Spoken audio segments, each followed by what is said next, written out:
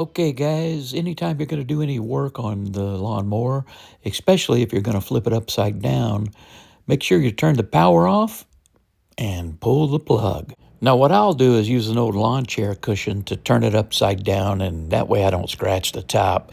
And the first thing I'm going to do is remove those 3 hub screws and take off the blade plate.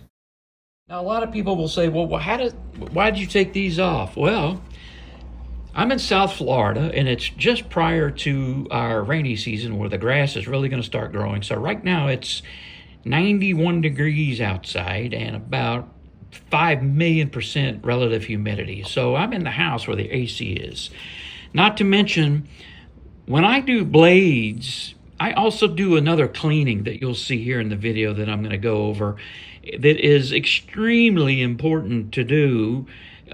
One would argue that it's actually as important as changing the blades. So since I'm going to do that, to do it, you have to take this blade plate off. So that's what we're doing today. We're doing a seasonal tune-up on the working side of the lawnmower. And it's a little bit more in depth than what you'll see most guys do. Most guys don't even put the blades back on properly on their videos, but on this channel you'll see that I've got an older Luba that's been mowing roughly a half an acre a week for 4 years now, and one of the things that I do regularly post-season, let's see, what about that? You know, when the grass, pre-season before the grass gets really crazy, during halfway through the season, and then again post-season for the light duty weeks of the when we don't have a lot of rain and the grass isn't growing as much. So we got one down. You hear that rattle? You want to hear that. You see how those blades are moving freely on there? You see that? That's what you want. Look at this one. No rattle. There's grass up under them. There's dirt all up under the blades. We're going to take care of that. And you should too. Another way to determine that mine is an older model is these hex head screws in the blades instead of the Phillips head on the Generation 2. I might switch these out because eventually these are going to strip out, but so far so good. Now these are going to be plugged solid with grime, so you're going to have to pick them out. Use a little sharp, I use a little micro screwdriver, flathead, to pick them out, get all that grime out of there before I try to remove them. When you get that off of there, there's going to be some gunk under it. You may have to take a brush and get that gunk from around there. You don't want to leave any of that gunk.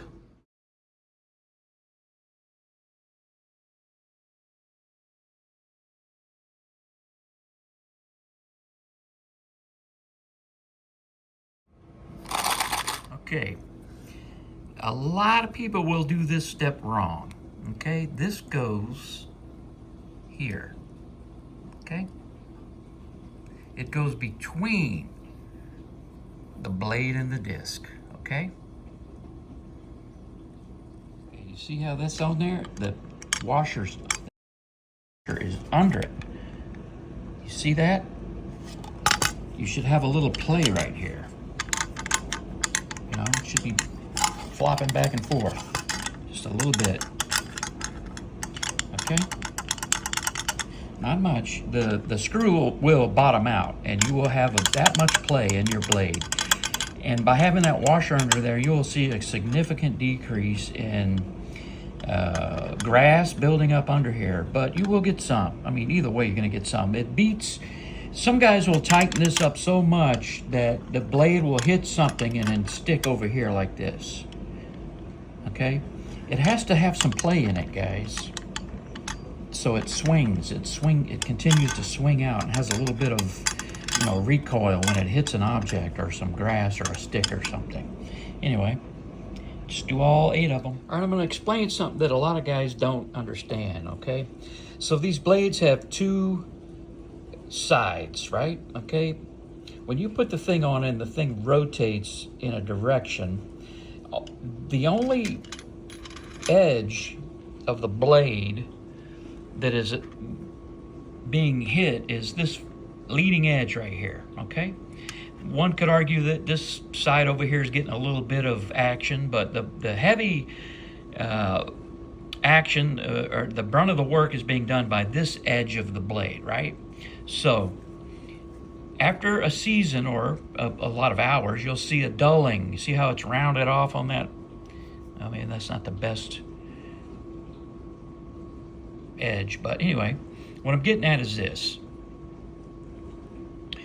You can take the blade after a while, and then you can flip it over, and then you get some hours out of this edge, okay? So now you've got this edge worked, you've got this edge worked, so now you turn it this way, and you get some work out of this edge, where my thumb is, and then again, you flip it over again the fourth time, and you get some work out of this edge. So you get 4,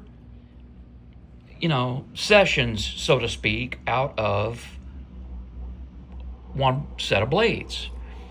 But in this instance, I'm putting on new blades because even though a couple of the edges are good on these, I'm going to go ahead and put on some new ones. It's been 4 years, so I'm going to go ahead and put on some new ones. Now let's talk about that other tip. If you've got those blade plates off, it gives you a chance to clean under the deck, the cutting deck here really nicely. And this is just an easy one. We can wash it off nice. But the real tip that I want to share is this next step, where after we get the plate or the deck clean, we are going, and by the way, just use a simple little kitchen brush. But now what we're going to do is remove these blade guards, these side guards. We're going to get them off of there, and it's the same tool, 3 little screws, hold them on. And there's an important thing that you have to do, because that little pocket that I'm showing you is there as a relief so that it doesn't, and go ahead and wash that blade guard off if you can, and get in there real nice and just clean that deck out. Now, but be careful, there's a rubber boot here. You do not want to damage or cut or rip that rubber boot. So when you do, I use a toothbrush really gently on that area so that I do not damage that rubber boot. That is to allow the deck or the blades to go up and down for your cutting height. Now, this is something that I want to show you, because when you remove these, when you remove this blade guard, so to speak, you're going to be shocked at what collects in that little pocket right there. Look at this glob of dirt and old grass that is collecting up underneath there. If you leave that there, your blade height adjustment is going to struggle. You may not be able to use the full range of the blade deck height adjustment on your app. So go ahead, clean that out. But again, be careful not to damage that boot. All right, when you get it all cleaned out, put those guards back on. All right, you got everything all cleaned up. You've got your new blades on your blade plates, and now you can reinstall them on the bottom of the machine and put those 3 screws back in, and you're ready to do some cutting.